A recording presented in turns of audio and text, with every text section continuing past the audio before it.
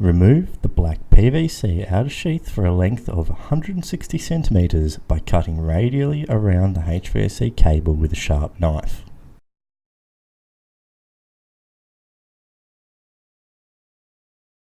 The lengthwise cut is completed with a knife. Do not damage the black insulation under the copper tape as well as the first 3 centimeters of the copper tape against the outer sheath.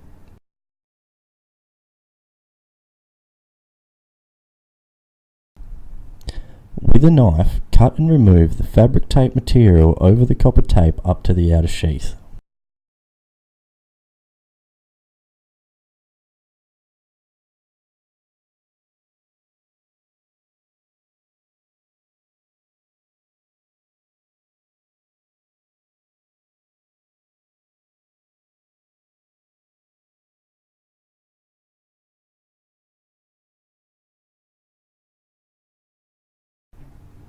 Measure and mark with a pen the outer copper screen tape at 3 centimeters along from the end of the outer sheath.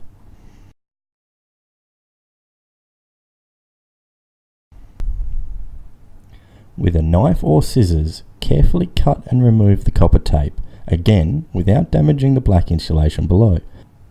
If using a knife, carefully score the tape without cutting through it and use this score line to tear the tape along the line.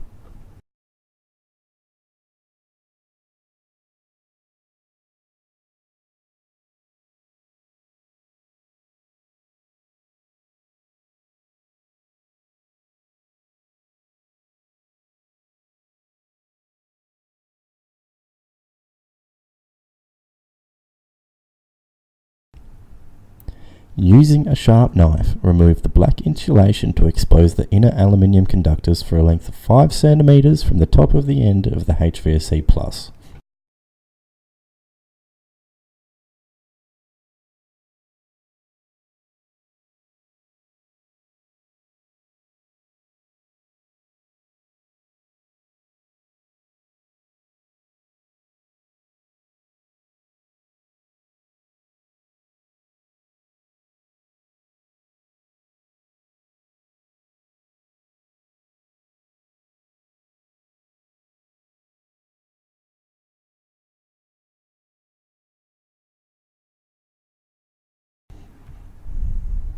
Also remove the black fabric material lining over the aluminium conductors.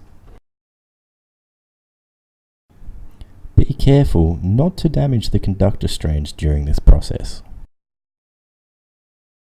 There are many valid ways of removing this layer, but it is very important that the aluminium conductor strands are not scored or damaged in any way, as this will decrease their strength and may lead to breakage when bending them for insertion into the crimp lug. Remove at least 3 centimeters of the black inner filler core under the inner aluminium conductors by carefully bending back the conductors to expose the filler core. Then cut and remove the core with a knife.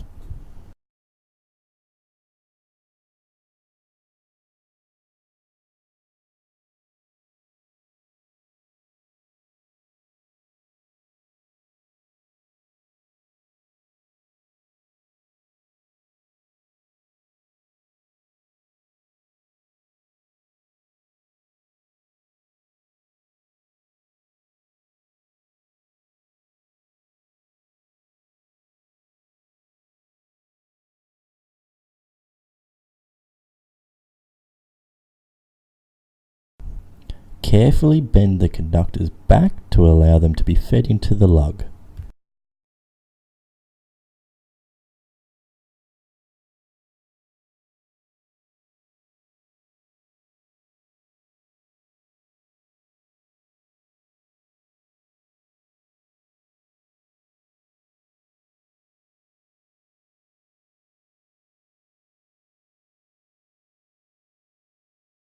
Straighten the cable back to the black outer sheath as much as possible. Then crimp the inner aluminium conductors into the supplied 50mm square crimp lug using a suitable compression or mechanical crimping tool.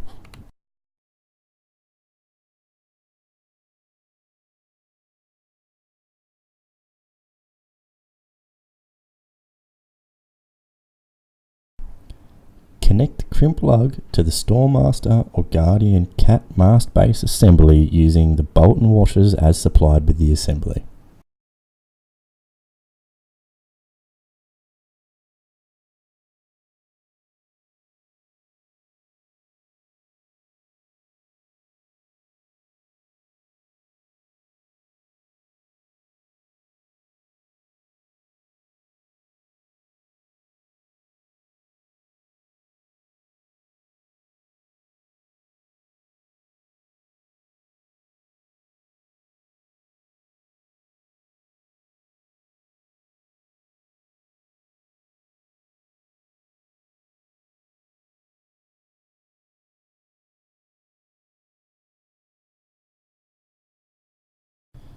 Ensure the connection is aligned correctly and tightly secured using a 17mm spanner, socket or shifting spanner. Note the orientation of the lug on the lower finial connector once connected. Using the semiconductive tape provided, starting 2 cm in front of the end of the outer copper screen tape or 5 cm in front of the black outer sheath. Stretch and wrap the semiconductive tape back over the copper tape and 3 cm over the black outer sheath with 50% overlap, securing the outer copper screen tape in place.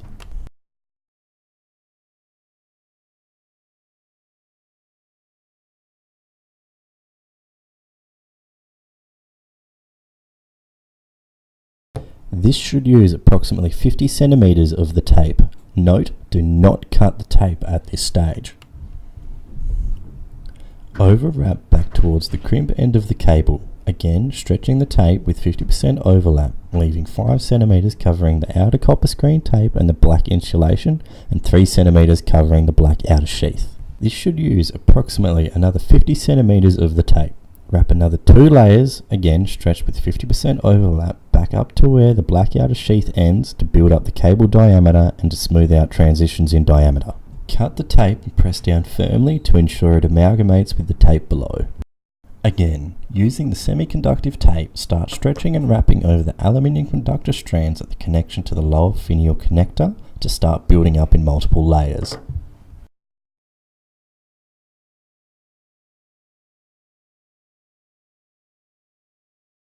Continue wrapping the tape over the area shown to cover the last 3 cm of the black insulation, over the lower finial connector, and up to the black plastic section of the mast butt assembly in multiple layers, completely covering the crimp and achieving as smooth and level a surface as possible, removing all sharp edges.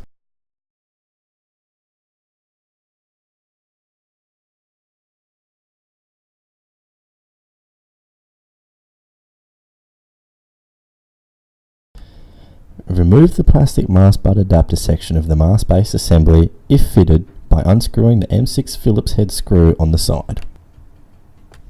Straighten the cable as much as possible, then carefully slip the first 1.2 meter length of heat shrink over the cable until the end of the heat shrink tube covers and overlaps the semiconductive tape over the black outer sheath by at least 3 cm.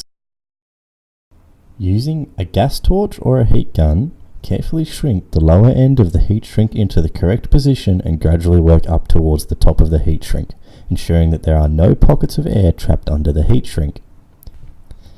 Ensure that the heat gun or gas torch is not pointed in the same area for too long, as this will burn the heat shrink. Also be careful around the ends of the tube, as too much heat will damage the black PVC outer sheath, semiconductive tape and black XLPE insulation.